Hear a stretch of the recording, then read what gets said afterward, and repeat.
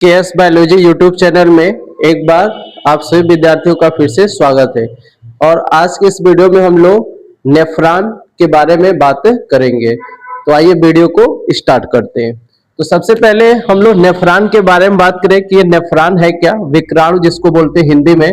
तो ये जो किडनी होता है, किडनी का स्ट्रक्चरल और फंक्शनल यूनिट होती है, मीन्स संरचनात्मक और क्रियात्मक इकाई जो किडनी है उसी को हम लोग नेफ्रॉन बोलते हैं। और ये किडनी में लगभग 1 मिलियन के करीब संख्या में ये पाए जाते हैं नेफ्रॉन। नेफ्रॉन करता क्या है कि जो ब्लड है उसको फिल्टर करते हैं और जो यूरिन है, मूत्र निर्माण है, उसमें ये सहायता करते हैं। नेक्स्ट हम लोग अब बात करें कि जो स्ट्रक्चर ऑफ नेफ्रॉन है, नेफ्रॉन की जो संरचना है इसमें कौन कौन से स्ट्रक्चर्स मौजूद होते हैं।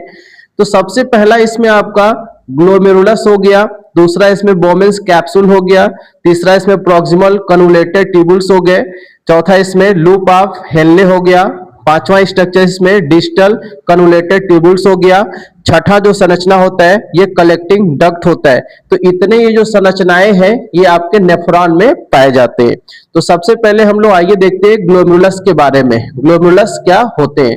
तो ग्लोमेरुलस क्या है? ये network of tiny blood capillaries होते हैं, जो यहाँ पे बहुत सारे पतली महीन जो ब्लड की कैपिलरीज है वो पाई जाती है। पूरा ग्रुप होता है, गुच्छा होता है, उस गुच्छे के समूह को ही हम लोग क्या बोले? ग्लोमेरुलस बोल रहे हैं।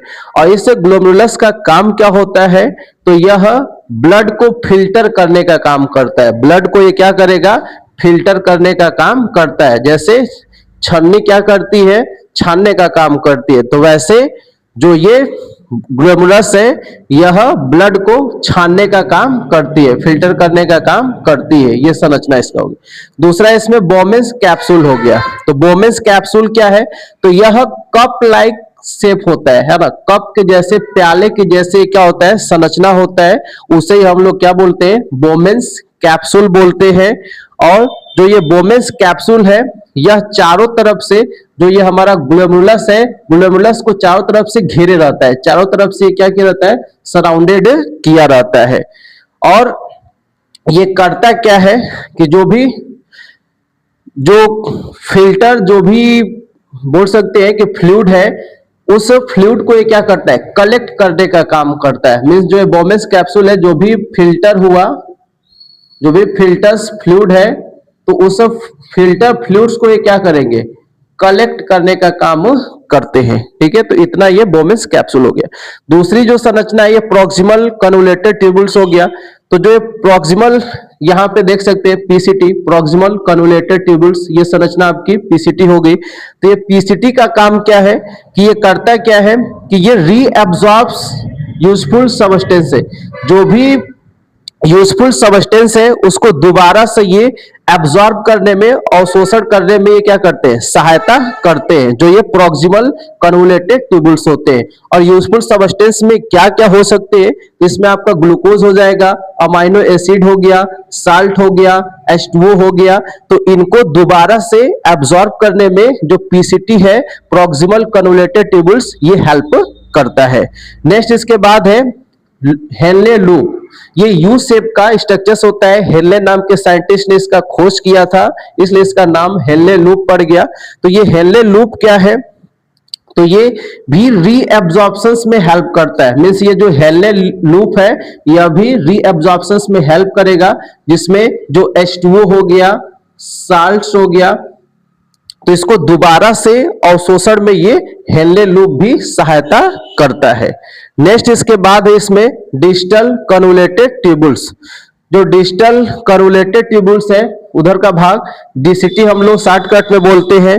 तो जो ये डीसीटी है, डिस्टल कन्वोल्यूटेड ट्यूबुल्स है, इसका काम क्या होता है? तो ये दोबारा से जो रीअब्जॉर्प्शंस है और जो सिक्रीशंस है ना, कुछ जो सबस्टेंस है उनके सिक्रीशन और रीअब्जॉर्प्शन में ये क्या करते हैं? सहायता करते हैं। और रीअब्जॉर्प्शन में कुछ सिक्रीशन, जैसे तो इसमें हाइड्रोजन हो गए, पोटेशियम आयंस हो गए, इनका क्या करते हैं? ये सिक्रीशंस भी करते हैं। तो इतना ये आपका डीसीटी हो गया।